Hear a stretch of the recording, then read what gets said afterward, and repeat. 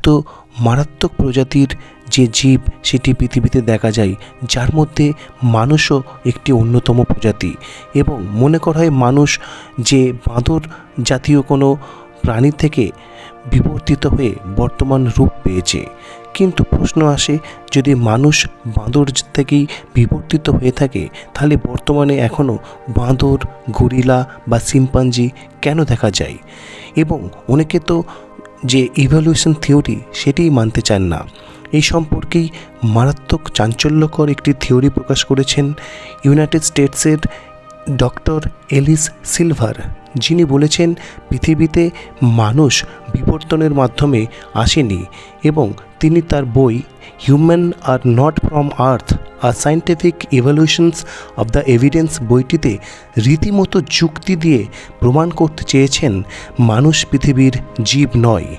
বিশ্ববিখ্যাত বিজ্ঞানী Stephen Hawking অনেক আগেই বলেছিলেন এলিয়েন আছে, অবশ্যই আছে।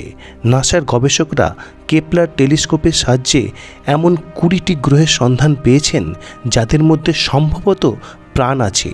নাসার প্রথম সারির বিজ্ঞানী অ্যালেন স্টেফেন, বিজ্ঞানী সিলভানো পি কলম্বানো, বিজ্ঞানী থমাস জুরভিউকেন বিভিন্ন সময়ে বলেছেন এলিয়েনদের থেকে নাসা আর বেশি দূরে নেই, কয়েক বছরের মধ্যেই নাসা এলিয়েনদের কাছে পৌঁছে যাবে। কিন্তু সম্প্রতি নাসার এই বক্তব্যে জল ঢেলে দিয়েছেন এক বিজ্ঞানী। তার চাঞ্চল্যকর মতবাদ নিয়ে ঝড় উঠেছে বিজ্ঞান প্রেমীদের মধ্যে। তিনি দাবি করেছেন মানুষই এলিয়েন বা ভিন গ্রহের জীব, অথচ বিজ্ঞান বলছে প্রায় 18 লক্ষ বছর আগে আফ্রিকায় সৃষ্টি হয়েছিল প্রথম মানব প্রজাতি হোমো ইরেক্টাস। এলিয়েনরা কি আদৌ এরকম দেখতে? ডক্টর এলিস সিলভার বললেন মানুষই ভিন গ্রহের জীব। আমেরিকার প্রখ্যাত ইকোলজিস্ট ডক্টর এলিস সিলভার, তিনি তার বইতে এই সম্পর্কে ব্যাখ্যা দিয়েছেন যে মানুষ কিন্তু এই পৃথিবীর কেউ নয়। ডক্টর এলিস সিলভারের তার যে বই, সেখানে চাঞ্চল্যকর কিছু পয়েন্টস তিনি রেখেছেন। যেমন ডক্টর সিলভারের মতে পৃথিবীতে মানুষ ছাড়া থাকা সব প্রজাতির উদ্ভিদ ও প্রাণী পরিবেশ থেকেই সরাসরি তাদের প্রয়োজন মিটিয়ে নেয়। উদ্ভিদ তার গায়ে এসে পড়া সূর্যালোক, বাতাসের কার্বন ডাইঅক্সাইড আর মাটি থেকে জল নিয়ে নিজের খাবার তৈরি করে নেয়। বিভিন্ন প্রজাতির প্রাণীরা সরাসরি উদ্ভিদকে খেয়ে বা অন্যান্য প্রাণীকে খেয়ে পৃথিবীতে বেঁচে থাকে। কিন্তু মানুষ প্রকৃতিতে স্বাভাবিকভাবে পাওয়া বা গজিয়ে ওঠা খাবার সরাসরি খেতে অপছন্দ করে কেন?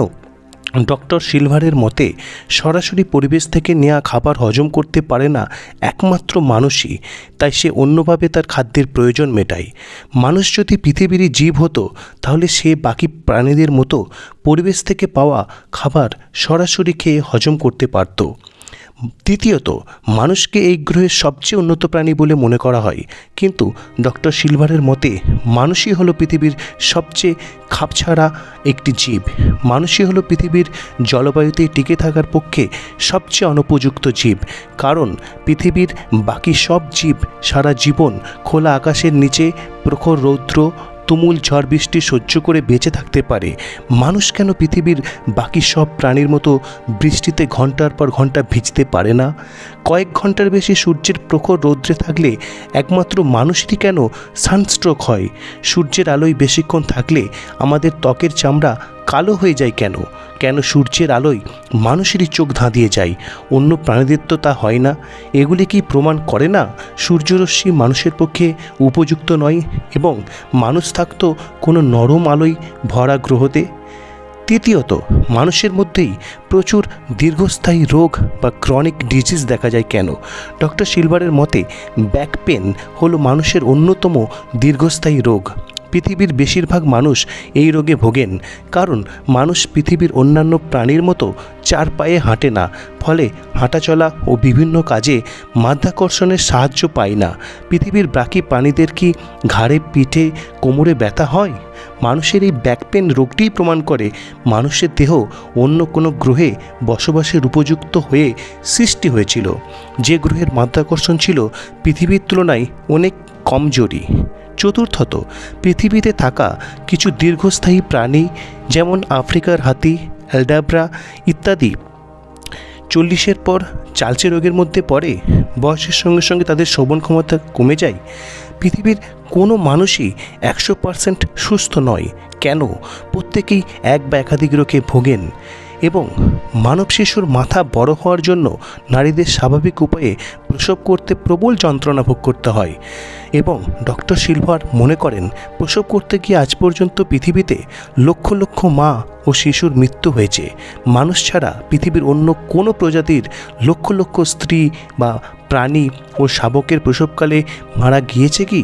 মানব শিশু জন্মের পরেই পৃথিবীতে উন্নত প্রাণীগুলির শাবকদের মতো হাঁটতে শেখে না কেন? এবং মানুষের দেহে কেন 223টি অতিরিক্ত জিন আছে? পৃথিবীর অন্যান্য প্রাণীদের দেহে অতিরিক্ত জিন নেই কেন? মানুষের ঘুম নিয়ে গবেষণা করে গবেষকরা বলেছেন পৃথিবীতে দিন 24 ঘন্টার, কিন্তু আমাদের দেহের অভ্যন্তরীণ ঘড়ি বা বডি ক্লক বলছে আমাদের দিন হওয়া উচিত ছিল 25 ঘন্টার। মানব জাতির সৃষ্টি লগ্ন থেকেই দেহ ঘড়িতে একটি দিনের জন্য কেন 25 ঘন্টা বরাদ্দ করা হয়েছিল? বিভিন্ন বিজ্ঞানী ডক্টর সিলভারের থিওরিটির বিস্তর সমালোচনা করেছেন, কিন্তু অনেকে আবার তার পাশে এসে দাঁড়িয়েছেন।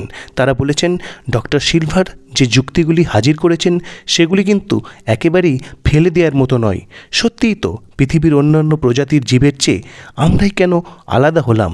সত্যি কি আমরা পৃথিবীর প্রাণী, নাকি আমরা ভিন গ্রহের প্রাণী হয়ে পৃথিবীকে শাসন করছি? রহস্যটির উত্তর লুকিয়ে আছে কালের গর্ভে। একটা প্রশ্ন কিন্তু থেকেই গেল, মানুষের সৃষ্টি যদি পৃথিবীতে না হয়ে থাকে বা আমরাই যদি ভিন গ্রহ থেকে পৃথিবীতে এসে থাকি, তাহলে কাদের খুঁজতে নাসা ট্রিলিয়ন ট্রিলিয়ন ডলার খরচা করছে? তো এই ছিল আজকের ভিডিও। কেমন লাগলো অবশ্যই আপনারা কমেন্ট করে জানাবেন। ধন্যবাদ।